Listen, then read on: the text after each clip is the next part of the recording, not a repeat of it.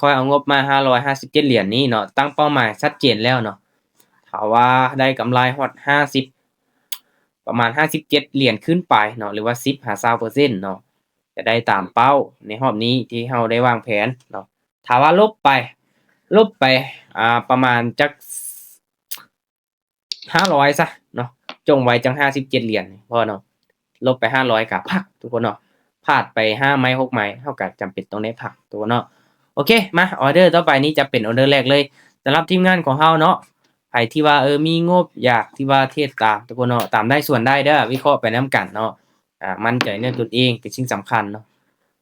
ไผที่อยากเทศตามข้อยก็ต้องยอมรับความเสี่ยงให้ได้เวลาเสียเราจะบ่โทษกันทุกคนเนาะมาหลายคนหลายเทคนิคหลายคนหลายการวิเคราะห์เนาะมีคนได้แล้วก็มีคนเสียทุกคนเนาะ มาเอามาเบิ่งนำกัน โอเคออร์เดอร์นี้ทุกคนเนาะตอนนี้นี่อาอาจจะเป็นทรงไซด์เวย์ก็เป็นไปได้ตามที่สังเกตเบิ่งแท่งเทียนแล้วบ่ค่อยงามเด้อทุกคนเด้อบ่ค่อยงามเนาะรอท่าอีกจักหน่อยแต่ว่าค่อยจะออกออร์เดอร์นี้เป็นออร์เดอร์แรกสำหรับการเดินเงินถ้าค่อยจะไปออร์เดอร์ละ15เหรียญ15เหรียญเลยเนาะโอเคทุกคนเนาะออร์เดอร์นี้เด้อโอเคค่อยจะตามซื้อเด้อออร์เดอร์นี้ตามซื้อเด้อโอ้แฮงขายเทลงมาแฮงมา โอ้น่าจะบ่ขึ้นแล้วตินี่เว้าบ่ได้ทุกคนเนาะช่วงนี้มันอาจจะสวิงขึ้นไปก็เป็นไปได้เนาะสาเหตุที่ว่าตามซื้อทุกคนเนาะออร์เดอร์นี้มันขึ้นมานี่มันจงไส้ไว้ยาวเนาะเพราะย้านมันกลับขึ้นไปเก็บเอาไส้เทียนของมันเนาะก็เลยตามซื้อขึ้นไปแต่ว่าเสียดายแต่ตอนท้ายมันทะลุเส้นตัวนี้ลงมาเฉยเนาะโอ้น่าจะขึ้นบ่ได้แล้วลงมายาวขนาดนี้โอ้ทุกคนเนาะยังเป็นแนวโน้มขาลงอยู่เนาะยังเป็นแนวโน้มขาลงอยู่ก็คือเว้าเนาะถ้าว่า2เส้นตัวนั้นเนาะมันยังขนานกันลงมาเด้อทุกคนเด้อเฮาตามซื้อขึ้นไปไว้นี่มีโอกาสที่จะสวนเทรนถ้าว่ามันยังบ่กลับตัวเนาะปรับเงินเป็น3015แล้วก็30โอเคออร์เดอร์นี้ทุกคนเนาะแฮ่งซื้อเริ่มเข้ามาแทรกโอเคมาค่อยจะตามซื้ออีกโอเคออร์เดอร์นี้มาเดี๋ยวมาเบิ่งนำกันเด้อ อีกประมาณบ่เกิน2ไม้เนาะอีกประมาณบ่เกิน2ไม้หรือว่าไม้นี้เนาะข้อยคิดว่ามีโอกาสขึ้นเขียวแล้วเนาะมีโอกาสขึ้นเขียวแล้วทุกคนเนาะเพราะว่าโซนนี้นี่มันลงมานี่เริ่มสลับเขียวแดงมาแล้วเนาะโอเคขึ้นเขียวให้เฮาแล้วเนาะมาเดี๋ยวเฮามาลุ้นไปนำกันเลยออร์เดอร์นี้มันจะปิดเขียวงามๆให้เฮาได้บ่โอเคโอ้งามๆเลยพวกเนาะออร์เดอร์นี้เด้อเห็นบ่ถ้าว่าแดงเนาะมาสลับมา1ตัวนี้มา2โอเคออเดอร์ที่3นี่การันตีได้เนาะเห็นบ่ในกรณีที่ค่อยตามซื้อเด้อทุกคนเด้อค่อยตามซื้อนี่ค่อยจะวิเคราะห์ล่วงหน้าเนาะอีกประมาณ2-3ไม้ข้างหน้าเนาะมันจะมีเขียวล่ะค่อยจะตามซื้อในตอนนี้เลยเนาะอาถ้าว่าบ่วินเฮาก็ซื้ออีกบ่วินเฮาก็ซื้ออีกเพราะว่าเฮาก็คูณเงินไปเด้เนาะมาไปกันต่อปรับเงินเป็น15เหรียญออเดอร์นี้ทุกคนมาค่อยจะตามขายบ้านหนึ่งเด้อตามขายบ้านหนึ่งมันขึ้นมา3เขียวจังซี้นี่มาลุ้นไปนำกันว่ามันสิพักตัวแดงบ่อามาลุ้นไปนำกันเด้อว่ามันสิลงมาพักตัวแดงบ่เนาะ3เขียวแดง1ตามเทคนิคตามเทคนิคเดี๋ยวมาเบิ่งนำกันว่ามันสิได้ผลบ่อืมน่าจะงามๆแล้วติออเดอร์นี้เฮ้ยๆๆๆนิ่งไว้ก่อนลูกนิ่งไว้ก่อนส่วนหลายทุกคนเนาะถ้าว่ามันอยู่ในลักษณะตัวนี้เด้อเนาะ2เส้นตัวนี้ยังบ่ตัดกันขึ้นนี่มันจะพักตัวเนาะทุกคนสังเกตเบิ่งแม่นเนาะว่าเป็นหยังที่ผ่านมามันคือขึ้นไปฮอด4เขียว5เขียวเนาะถ้าว่าเส้นตัวนี้มันตัดขึ้นแล้วเนาะมันขนานกันขึ้นแล้วโอเคมันมีโอกาสขึ้นไปหลายเนาะมีโอกาสขึ้นไปหลายเขียวได้แต่ว่าออร์เดอร์นี้มันยังบ่ทันตัดเนาะโอเคปรับเงิน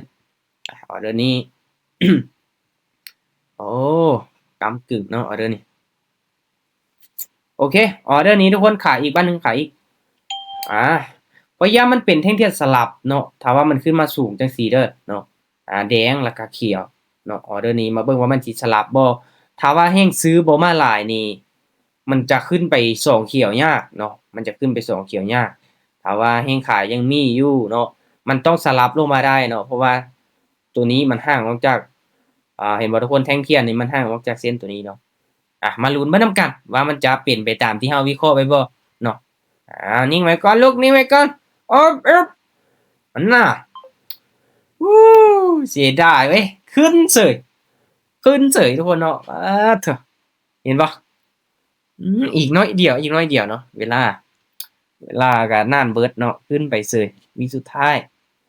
เห็นบ่ทุกคนเนาะเส้นตัวนี้เริ่มตัดแล้วเด้อมาค่อยจะเริ่มตามซื้อเลยบาทนี้เนาะค่อยจะเริ่มตามซื้อเลยเดี๋ยวนี้คุณยังเป็น30โอเคทุกคนเนาะตามซื้อเลยเด้อมาโอ้ขึ้นไปแห้งแท้มาถ้าว่ามันตัดกันขึ้นเนาะทุกคนเนาะ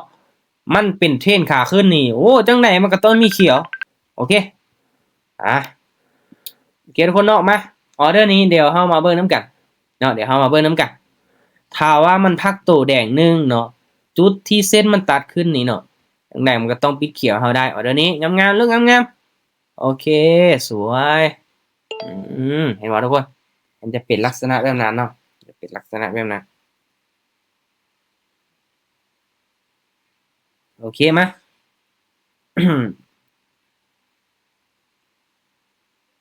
ออกจังใหม่เลยจันโอ้หลายไม้แล้วได้หลายไม้แล้วได้โอเคออเดอร์นี้ปรับเงินอีกเนาะปรับเงินอีกโอเคออเดอร์นี้ทุกคนเนาะค่อยจะตามซื้ออีกมา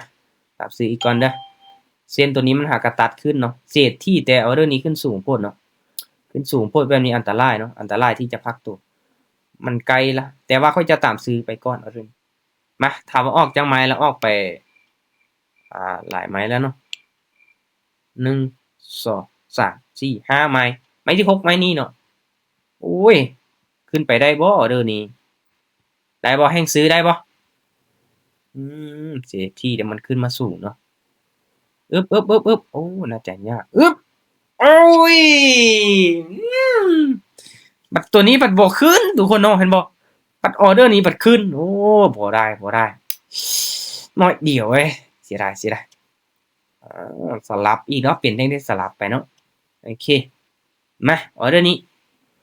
แฮ่งขายเริ่มเข้ามาเห็นบ่ทุกคนเนาะในโซนเก่ามันนี่เนาะราคามันขึ้นมาประมาณนี้น่ะเริ่มแล้วเนาะโอเคคูณกันโอเคออเดอร์นี้ทุกคนซื้ออีกบ้านนึงซื้ออีกซื้อโอ้ยลงมาแดงจังซี่นี่มาโอ้ทุกคนเนาะตอนท้ายมันลงมาแดงเนาะแท่งเทียนนี้เด้ออันตรายแล้วเมื่อกี้นี้คิดว่ามันสิเป็นเขียวละโอ้มีการเปลี่ยนแปลงช่วงท้ายเนาะ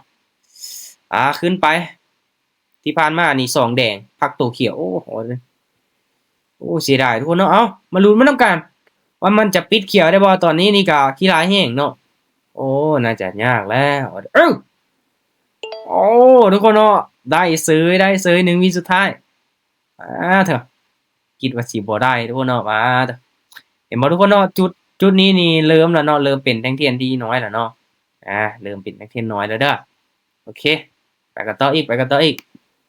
อาจจะผ่านแน่วินแน่เนาะแต่ว่าการเดินเงินของเฮาก็สำคัญเนาะการเดินเงินของเฮาก็สำคัญโอเคซื้ออีกบ้านหนึ่งมาซื้ออีกก่อนบ้านหนึ่งเด้อถ้าว่าแท่งถ้าว่ามันเป็นแดงเมื่อกี้นี่มีโอกาสสลับขึ้นไปอีกได้มีโอกาสสลับขึ้นไปอีกได้แต่ว่ามันก็ขึ้นเขียวจังซี่นี่ก็มาลุ้นมานํกันเนาะเพราะว่า2เส้นตัวนี้ก็ยังขนานกันขึ้นหันนะตามที่ค่อยได้เว้าเนาะถ้าว่าเส้นมันยังขนานขึ้นไปนี่เฮาจะตามซื้อก่อนทุกคนเนาะถ้าว่ามันห่างออกจากกันแล้วนี่เฮาจะตามขายได้แต่ว่า2เส้นตัวนี้มันยังบ่ห่างออกจากกันปานใดหันนะมีโอกาสที่จะขึ้นไปเขียวต่ออีกได้เนาะโอเคขึ้นไปลูกนิ่งไว้ก่อนโอเคสวยกำไรงามกำไรงามกำไรมาหลายเติบไปได้นี่กำไรมาหลายเติบแล้วเนาะโอเคมาทุกคนเนาะไปกันต่ออีกมากันต่ออีกออเดอร์นี้15เหรียญเด้อมาออเดอร์นี้เนาะออเดอร์นี้ถ้าว่ามันเป็นแดงจังซี่นี่ก็ก้ำกึ่งเด้อมีโอกาสยังขายมาหลายโอเคซื้ออีกวันนึงมาซื้ออีกมันลงมาแห้งจักซี่นี่มีโอกาสสลับเขียวได้เนาะถ้าว่ามันบ่ทะลุเส้นสีฟ้าตัวนี้ลงมาเด้อควรสังเกตเบิ่งเนาะถ้าว่ามันบ่ทะลุนี่มีโอกาสสลับเขียวเนาะลงมาแห้งจังซี่โอเคสังเกตเบิ่งเลยทุกคนเนาะส่วนหลายแม่นค่อยจะเบิ่งแนวโน้มเนาะเบิ่งแนวโน้มมันเป็นขาขึ้นจะพยายามตามซื้อเนาะให้บอกจุดนี้เลยเนาะโอเคงามออเดอร์นี้งามเลยทุกคนวิดอีกหลายไหมนิ่งไว้โอเคสวยวินมา3ไม้ติดแล้วเนาะวินมา3ไม้ติดหลักกำไรก็หลายเติบบ่ได้เนาะ640 ลบให้557กำไร83เหรียญเนาะ83เหรียญว่าสิเอาประมาณ50ปลายว่าซั่นเนาะเอาให้มันฮอด100ซะเนาะเอากำไรจาก20%มันลบก่อนจักหน่อยโอ้ยังซื้อมาหลายโอ้โอเคซื้ออีกไหมออเดอร์นี้เสี่ยงแล้วเด้อทุกคนเด้อเห็นบ่มันขึ้นมานี่ใกล้ฐานแนวต้านเก่าแล้วเนาะจุดที่มันเคยลงมาแดงเนาะแต่ว่าเฮงซื้อมาหลายนะบอกกาส่วนมันเนาะมาลุ้นมานํกันลองตามซื้อไปอีกก่อนเนาะลองตามซื้อไปก่อนเอาให้ได้5ไม่ติดดูขึ้นไปเขียวอีกลูกมาลุ้นมานํกันทุกคนเนาะออเดอร์นี้มันจะปิดเขียวให้เฮาได้บ่ขึ้นไปเก็บเอาไซด์ได้นะออเดอร์นี้เก็บเอาไซด์ได้นะเขียวน้อยก็เขียวเขียวน้อยก็เขียวเขียวน้อยก็เขียวนิ่งไว้ลูกนิ่งไว้โอเคมาทุกคนเนาะ4ไม่ติดละบาทนี่เอ้าสิได้เปิดกล้องของขวัญอยู่บ่เฮาบัด5ไม่ติดตรงมาแล้วล่ะบ่ได้5ไม่ติดหลายมื้อละมาเอามาลุ้นมานํกันเด้อทุกคนเด้อเอามาลุ้นมานํกันเนาะออเดอร์นี้ถ้าว่าวินเนาะเฮาจะได้ตามเป้าเนาะเฮาก็จะพักเลยเนาะบัดถ้าว่าวินเฮาก็ได้5ไม่ติดเนาะมาออเดอร์นี้ตามซื้ออีกทุกคนเนาะซื้ออย่างเดียววันนี้มาจัดซื้อขึ้นไปอีกเด้อออเดอร์นี้นี่ซื้อขึ้นไปเนาะมาเดี๋ยวเฮามาลุ้นเบิ่งถ้าว่ามันปิดเขียวออเดอร์นี้นี่เฮาจะได้5ไม่ติดเนาะเฮาจะได้5ไม่ติดเด้อโอเคมาทุกคนเนาะมาลุ้นนํกันโอ้เขียวงามเลยมื้อนี้อันใดแล้วซื้ออย่างเดียวทุกคนเห็นบ่เฮาเข้าถึกซัวเนาะเข้าถึกจุดเห็นบ่จุดนี้เส้นมันตัดขึ้นเนาะเฮาตามซื้อเลยโอ้การันตีกินเต็มมื้อนี้ทุกคนกินเต็มยิงไว้ลูก3วิสุดท้ายโอเคเรียบร้อยทุกคนเนาะได้5ไม่ติดโอ้โหกำไรนี่100ป่ายทุกคนเนาะบวกมา111เหรียญเด้อเพราะว่างบ557เนาะขึ้นมาฮอด668เหรียญเนาะกำไรงามๆเลยโอ้ได้5ไม่ติดอีกเดี๋ยวเบิ่งประวัติบวกเท่าใดแล้วมื้อนี้โอ้200กับ4เหรียญทุกคนเนาะออบนี้บวกมา100ป่ายเนาะก่อนหน้าหันค่อยบวกเพียงแต่92เหรียญเท่านั้นเนาะเห็นบ่โอ้ยกินเต็มไว้รอบนี้งามเลยทุกคนเนาะอัตราการชนะก็สูงอีกเดี๋ยวมาเบิ่งว่าจะได้กล้องของขวัญจักเหรียญทุกคนเนาะนี่เฮ็ดกิจกรรมแจกให้ทุกคนอีกวะเนาะกิจกรรมจัดหนักจัดเต็มมื้อนี้โอเคทุกคนเนาะมาเดี๋ยวจะรอท่าก่อนเนาะรอท่ากล้องของขวัญมารอท่ากล้องของขวัญมาเห็นบ่ออเดอร์ที่ค่อยออกเด้อทุกคนเด้อเฮาเบิ่งย้อนหลังก็ได้เนาะเฮาเบิ่งย้อนหลังก็ได้เนาะค่อยออกไปนี่เนาะออเดอร์แรกนี่ซื้อขึ้นไปเนาะแต่ว่าพลาดในออเดอร์นี้เห็นบ่ออเดอร์นี้นี่ซื้อขึ้นไปแต่ว่าเสียเนาะเพราะว่ามันสลับลงมาออเดอร์นี้เห็นบ่สลับปึ๊บลงมาจังซี่นี่โอ้แฮงขายเข้ามา2จังหวะแล้วเนาะและออเดอร์นี้เนาะเป็นแฮงซื้ออีกเนาะเป็นแฮงซื้อเข้ามาอีกเนาะแสดงว่าโอเคจุดนี้นี่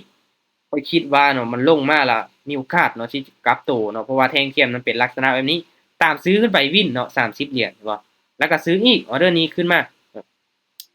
ซื้ออีกบ่แม่นทุกคนเนาะออเดอร์นี้เนาะออเดอร์นี้แล้วก็3เขียวทุกคนเนาะเห็นบ่3เขียวค่อยขายเนาะวินเนาะเห็นบ่15เหรียญและออเดอร์นี้ก็ค่อยขายเนาะคิดว่ามันสิสลับลงมาเนาะจุดนี้เลยเนาะแต่ว่าวิสุดท้ายมันขึ้นไปเขียวเนาะปิดเป็นทีมเขียวน้อยๆเนาะเฮ็ดให้พลาดไป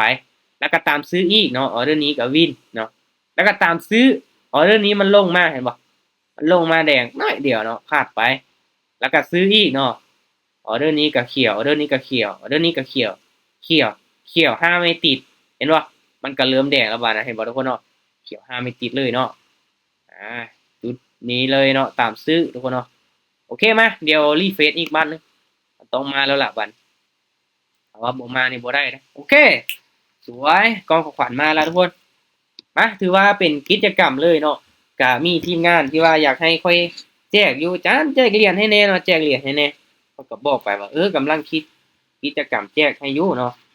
กำลังคิดกิจกรรมแจกให้อยู่มื้อนี้ก็ถือว่าโอกาสดีสำหรับใครที่ได้เข้าร่วมมีตติ้งเนาะ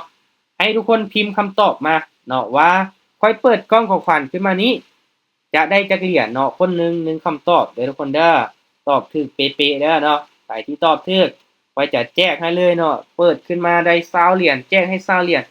เปิดขึ้นมาได้100เหรียญค่อยแจกให้100เหรียญเลยเนาะทุกคนเนาะคนหนึ่งคำตอบทุกคนเนาะมา ทีมงานเฮาก็โอ้เข้ามาร่วม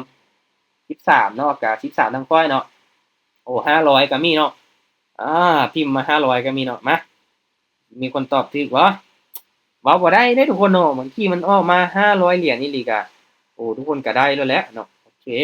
50เหรียญก็มาโอเคอ่าคนหนึ่งคำตอบได้ทุกคนเด้อเนาะโอเคคนหนึ่งคำตอบเนาะมาเดี๋ยวมาเบิ่งนำกันพิมพ์มาเบิดแล้วบ่ทุกคนพิมพ์มาเบิดแล้วบ่ถ้าว่าเบิดทุกคนก็จะเฉลยแล้วนะเนาะข้อยก็บ่ฮู้คือกันเนาะว่าเปิดมานี่สิได้เท่าใดเนาะบ่มีไผฮู้ทุกคนเนาะมาเดี๋ยวมาเบิ่งนำกันเด้อโอเคน่าจะเบิดแล้วเนาะเบิดแล้วบ่ทุกคนเบิดแล้วบ่ถ้าว่าเบิดนี่เฉลยแล้วได้นี่โอเคมาถ้างั้นเฮามาลุ้นนำกันเลยทุกคนเนาะเดี๋ยวเฮามาลุ้นนำกันว่ากล่องของขวัญนี่จะได้จักเหรียญเนาะวันนี้ก็ถือว่าจัดหนักจัดเต็มเนาะจัดหนักจัดเต็ม